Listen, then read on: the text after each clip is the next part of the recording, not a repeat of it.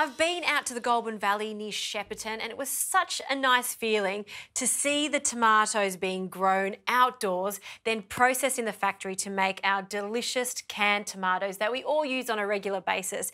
And to really show off these tomatoes, I'm going to make a bit of a Greek-style dish. This is prawn Saganaki, using rich and thick diced tomatoes with a bit of basil and garlic in it. So in a pan, you want to put this onto a hot heat. I'll add some extra virgin olive oil, a good splash. It's a Greek-style dish after all, and they love their extra virgin olive oil. And then as this heats up, we want to flash fry the prawns. So I'm going to cook these twice. I really don't want to overcook them.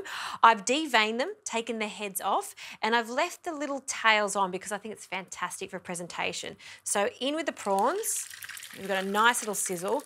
And the aim here is just to get some colour on the prawns, and then we'll take them out after we add a little ouzo, of course.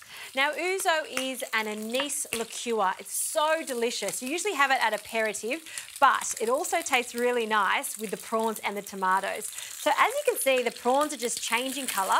So we're just going to quickly turn them. We want to do this quite fast because nothing worse than an overcooked prawn. You kind of want your prawn to still be slightly opaque in the centre. So the last few turning over. Oh, and they smell so good. Give the pan a bit of a jiggle, and then we'll add the ouzo. And you can flambe if you like, but just that sizzle really allows that alcohol to evaporate. And that smells so good. So I'm going to take the prawns out, and we'll just place them into this plate. You can see I'm really going with the Greek theme here with the white and blue plate. And we'll just arrange them. And these are going to continue cooking as they cool down slightly. So always take that into consideration when you're cooking your prawns.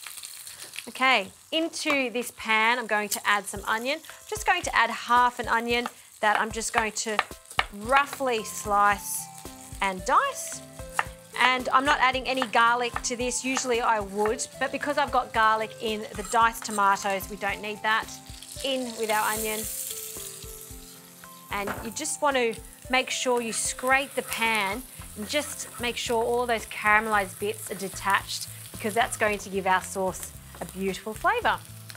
Okay, in with the rich and thick tomatoes. You can see the speckles of basil in there, so we don't need to add any more herbs too. Give that a stir and a toss. And now we just want to let this cook for about 5 minutes. We just want it to thicken even more. I'll also add another splash of extra virgin olive oil.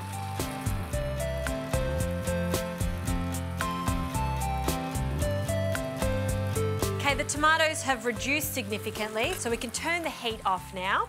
And I'm going to return our prawns just for a moment. Essentially, I just want to coat them in that delicious sauce, just so they all get to taste like that rich and thick tomato. Fantastic. Now I'm going to return this to our plate. I want to spread them out. Look how pretty they look. I just love prawns. And to make these pop, a little feta, some salty, creamy feta. You know, usually the general rule is not to add cheese with seafood, but this Greek-style dish, it really does call for the feta, and it does work very nicely. Finally, some lemon, just some fresh lemon juice on the side and in and around. So I'll just squeeze a bit over it, and the rest of it I just want to nestle in there. Take that to the table with a bit of crispy pita bread. That is delicious. It doesn't get any simpler than that.